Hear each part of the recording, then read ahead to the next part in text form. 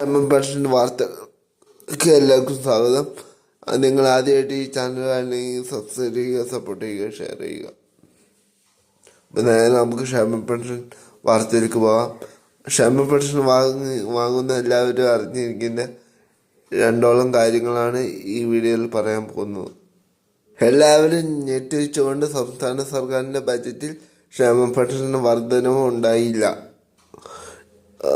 ഒന്നാം പിണറായി സർക്കാരാണ് ഘട്ടം ഘട്ടമായിട്ട് 1600 എത്തിച്ചത്. രണ്ടാം പിണറായി സർക്കാരിൻ്റെ കാലത്ത് 2500 ക്ഷേമ പെൻഷൻ എത്തും എന്ന വാഗ്ദാനമൊക്കെ തന്നെങ്കിലും ഇതുവരെ ക്ഷേമ പെൻഷൻ കൂട്ടുന്ന നടപടികളുണ്ടായില്ല.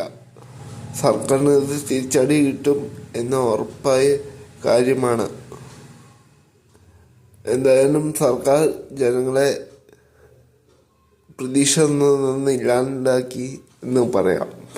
ഇപ്പോഴും 1600 തന്നെയാണ് ക്ഷേമ പെൻഷൻ വാങ്ങിച്ച് ക്ഷേമ പെൻഷൻ മാത്രം ജീവിതമാർഗമായി ജീവിക്കുന്ന കുറേ വാർത്തകളുണ്ട്. അതായത് കുറേ ആളുകളുണ്ട്.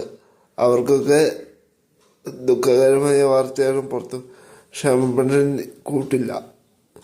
അപ്പം എന്തായാലും സർക്കാർ ഈ ഇലക്ഷനിലൊക്കെ തിരിച്ചടി നേരിടാൻ സാധ്യതയുണ്ട്. അപ്പോൾ എന്തായാലും നമുക്ക് കാത്തിരുന്ന് കാണാം. അപ്പം നന്ദി. ഇത്രയാണ് ഈ വീഡിയോയിൽ പറയാനുള്ളത്. നന്ദി, നമസ്കാരം. വീണ്ടും അടുത്ത വീഡിയോ കാണാം. ചാനലൊന്ന് സബ്സ്ക്രൈബ് ചെയ്യുന്ന കാര്യം മറക്കരുത്. നിങ്ങളുടെ അഭിപ്രായങ്ങളും നിർദ്ദേശങ്ങളും കമൻറ്റായി രേഖപ്പെടുത്തുക. ബെല്ലൈക്കൻ എനേബിൾ ചെയ്ത് വെച്ചാൽ ഞാനിടുന്ന ഓരോ വീഡിയോ നിങ്ങളെ തേടിയെത്തും.